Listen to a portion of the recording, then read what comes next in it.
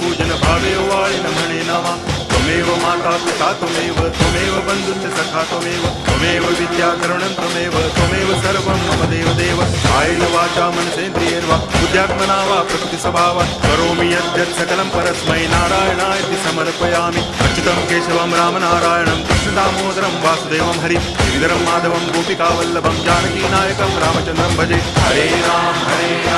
Ram Ram